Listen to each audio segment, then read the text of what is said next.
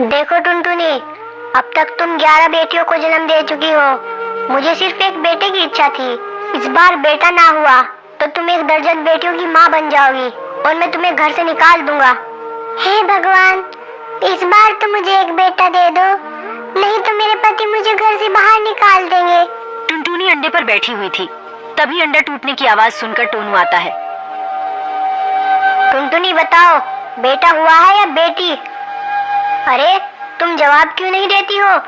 तुम रो रही हो, इसका मतलब तुम्हें फिर से बेटी हुई है।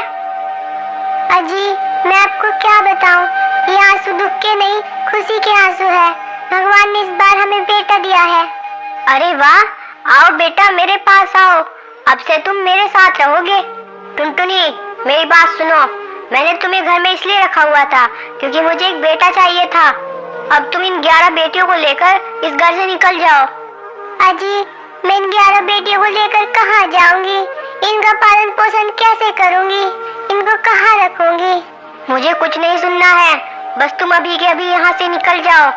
ठीक है, जहाँ भगवान ले जाएगा मैं अपनी बेटियों को वहीं ले जाऊंगी।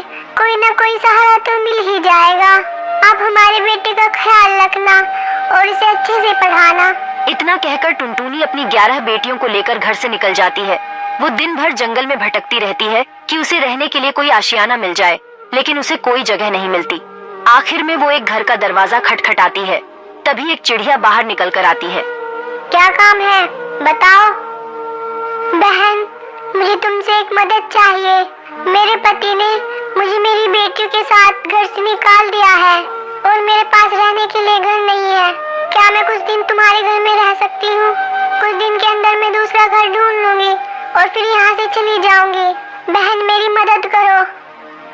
अगर किसी के पास घर नहीं है तो उसे अपने घर में रखना मेरा ठेका नहीं है।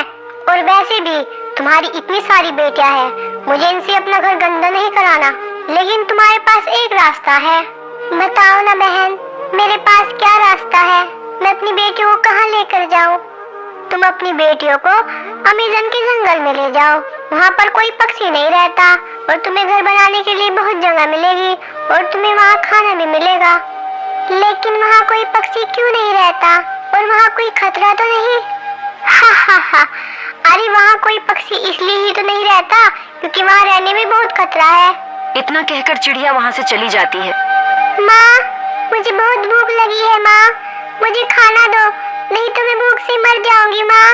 अब बेचारी टुनटुनी के पास उस जंगल में जाने के अलावा कोई रास्ता नहीं बचा था। अब भगवान के भरोसे मैं तुम सभी को उस जंगल में ले जा रही हूँ, इसके अलावा अब और कोई रास्ता नहीं बचा। इतना बोलकर टुनटुनी अपनी बेटियों को अमेज़न के जंगल में ले जाती है। वहाँ उसे एक खाली घर दिखता है, वो सभी उस घर में चले जाते हैं। मोनी बेटा, मैं तुम सभी के लिए खाना लेने जा रही हूँ, मेरे जाते ही दरवाजा बंद कर लेना और चाहे कुछ भी हो जाए, जब तक मैं ना कहूँ दरवाजा मत खोलना। जब मैं लौट कर आऊंगी तो मैं ये आवाज निकालूंगी, मैं आई, दरवाजा खोलो। ये सुनते ही दरवाजा खोल देना। ठीक है माँ, जब आप ये आवाज निकालोगी मैं तभी दरवाजा खोलूंगी, लेकिन आप जल्दी ही लौट कर आना माँ। टुनटुनी जैसे ही खाना ढूंढने के लिए घर से निकलती है। आज तो खाने का काम बन गया, अब मैं इस चिड़िया के बच्चों को खा जाऊंगी। हा हा हा। चील दरवाजा खटखटाती है। लगता है कोई दरवाजे पर है, लेकिन माँ ने मना किया था कि जब तक मैं ना बोलूं दरवाजा मत खोलना, इसलिए हम दरवाजा नहीं खोलेंगे।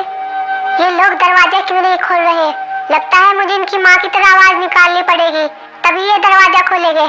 मैं आई, दरवाजा खोलो, दरवाजा खोलो, मैं हूँ तुम्हारी माँ, दरवाजा खोलना बेटा। माँ आ गई, अब दरवाजा खोल देती हूँ।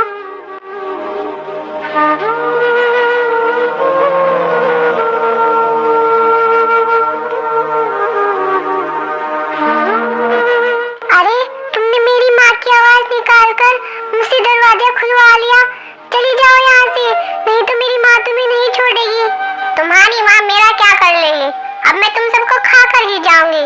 मुझे किसी तरह इसे बातों में लगा कर रखना पड़ेगा, हो सकता है तब तक माँ आ जाए। अगर तुमने मेरी किसी भी बहन को हाथ लगाया तो मैं ही तुम्हें मार डालूंगी। तुम बहुत बोल रही हो, सबसे पहले मैं तुम्हें ही खाती हूँ। जैसे ही चील मोनी को खाने के लिए आगे बढ़ती है, तभी टुनटुनी वहाँ आ जाती है। रुको चील, खबरदार, अगर तुमने मेरी बेटी को हाथ भी लगाया, तुम मेरा क्या कर लोगी? मैं तुम्हारे सामने ही तुम्हारी बेटी को खाऊंगी। तभी टुनटुनी चील पर हमला कर देती है। दोनों में लड़ाई होने से चील की मौत हो जाती है और टुनटुनी घायल हो जाती है। मोनी बेटा, अब मेरे पास ज्यादा समय नहीं रहा।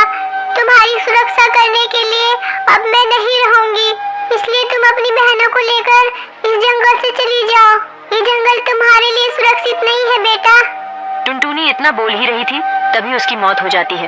माँ, आप हमें छोड़कर चली गई, अब हम आपके बिना कैसे जिएंगे माँ?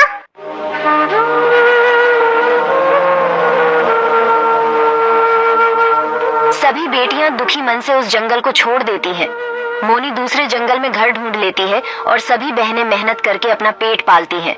एक दिन एक बूढ़ा चिड़ा उन्हें दिखता है। वो बैठा हुआ रो रहा था। तभी मोनी उसके पास जाकर पूछती है, आपको क्या हुआ है? आप रो क्यों रहे हो? बेटा, आज मैं अपने बुरे कर्मों की सजा भुगत रहा हूँ। मैंने अपने बेटे के खातिर अपनी पत्नी और अपनी बेटियों को घर से निकाल दिया था, और मैंने जैसे ही उसकी शादी की, उसने अपनी पत्नी के खातिर मुझे घर से निकाल दिया। पिताजी, मैं आप ही की बेटी हूँ, आप फिक्र ना करो, आप हमारे साथ चलो। बेटी, मुझे माफ कर दो, मैंने तुम सबको घर से निकालकर तुम्हारे साथ बहुत गलत किया था। पिताजी, आप हमसे माफी ना मांगो, आप हमसे बड़े हैं, चलो आप हमारे साथ चलो। इतना कहकर मोनी अपने पिता को अपने साथ ले आती है और वो सभी मिलकर खुशी से साथ में रहने लगते हैं।